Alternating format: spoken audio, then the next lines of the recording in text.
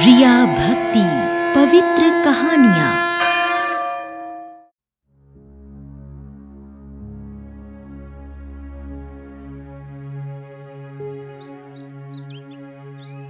एक गांव में एक गुजरी रहा करती थी। वो श्याम प्रभु की परम भक्त थी। श्याम प्रभु की कृपा से उसका विवाह बलवीर नामक एक गुजर से हो गया। दोनों पति पत्नी खेती किसानी करके अपना जीवन यापन किया करते थे। श्याम प्रभु का भजन गुणगान करते थे। वो हर साल फागुन के मेले में पैदल यात्रा करके खाटू धाम जाकर श्याम प्रभु को निशान चढ़ाते थे।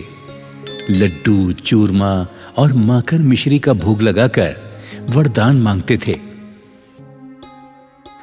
हे श्याम प्रभु, आप तो अंतर्यामी हैं, मेरे मन की बात जानते हैं। मैं निसंतान हूं।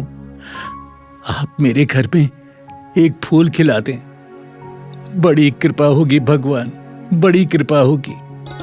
एक बार जब दोनों पति पत्नी खाटू धाम से अपने गांव वापस आए तो अचानक पति बीमार हो गया। गुजरी बेचारी बहुत गरीब थी।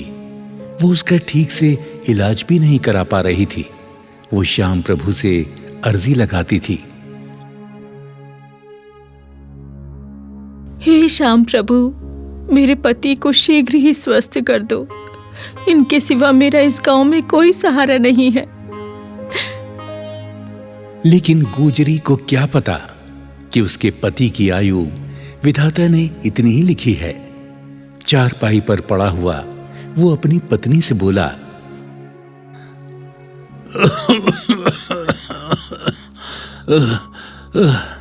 भाग्यवान, मुझे तो लगता है मेरा अंतिम समय आ गया है। हमने श्याम प्रभु से बहुत प्रार्थना की कि हमारे घर में भी एक फूल खिल जाए, तेरी गोद भर जाए। लेकिन प्रभु को कुछ और ही मंजूर है। मुझे क्षमा कर दे। मैं तुझे इस दुनिया में अकेले छोड़कर जा रहा हूं। नहीं, ऐसा मत कहो। देखो, तुम ठीक हो जाओगे। श्याम प्रभु तुम्हारी रक्षा करेंगे। हाँ, तुम बिल्कुल ठीक हो जाओगे। परंतु विधाता को वो मंजूर नहीं था। गुजर की मृत्यु हो जाती है। अब गुजरी अकेली रह जाती है। परंतु फागुन में श्याम प्रभु के दर्शन के लिए वो हर साल पैदल खाटू धाम जाती रही।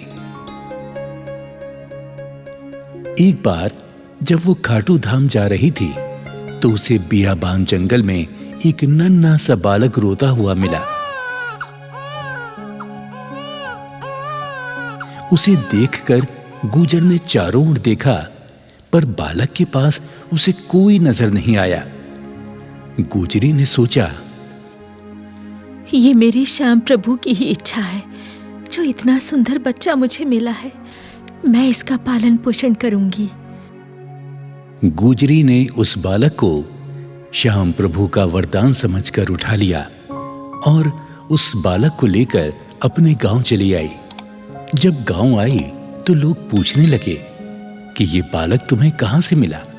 तो गुजरी बोली, ये मेरे श्याम प्रभु का ही आशीर्वाद है। ये बालक मुझे खाटू धाम के रास्ते में मिला है। मैं इसे श्याम प्रभु का वरदान समझकर लाई हूँ।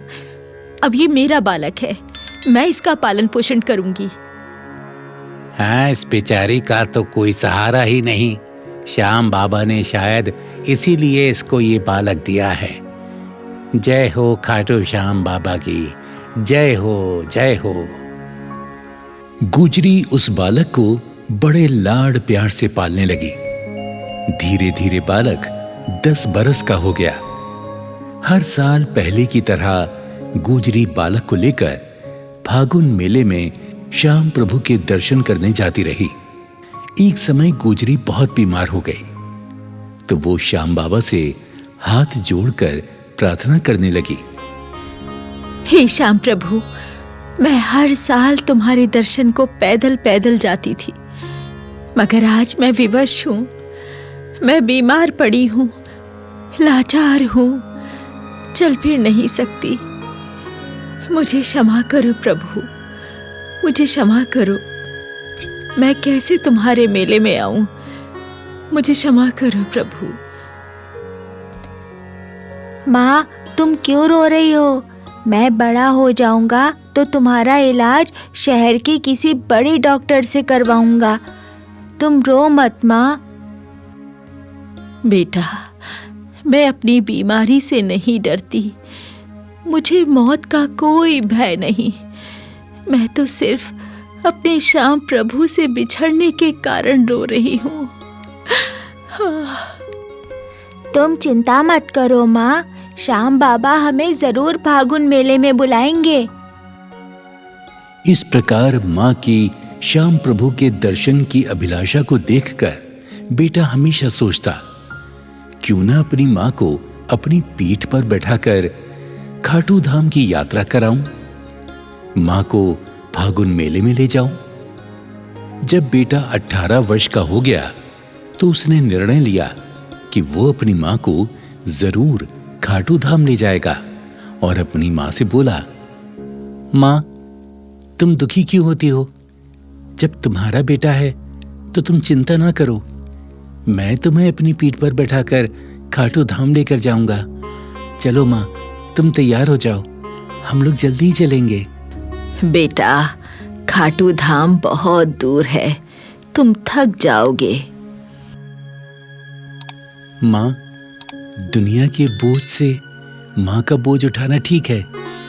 तेरे आशीर्वाद से और श्याम बाबा की कृपा से मुझे कुछ नहीं होगा। माँ, तुम इनकार ना करो, चलो ना, तैयारी करो, चलते हैं। बेटे के आग्रह पर माँ तैयार हो जाती है। बेटे की पीठ पर माँ बैठ जाती है। बेटा खाटू धाम की यात्रा प्रारंभ कर देता है। कभी वो रास्ते में बैठ जाता तो कभी माँ को लेकर चलने लगता। तभी श्याम प्रभु अपना चमत्कार दिखाते हैं। रास्ते में उन्हें एक गाड़ीवान मिलता है। वो पूछता है, बेटे, तुम कहाँ जा रहे हो और ये बुढ़िया तुम्हारी कौन है? बाबा, ये मेरी माँ है। बीमारी के कारण ये चल नहीं सकती, इसीलिए मैं इसे अपनी पीठ पर बैठाकर खाटू धाम लेकर जा रहा हूँ। माँ की इच्छा है कि मैं श्याम प्रभु के दर्शन करूं।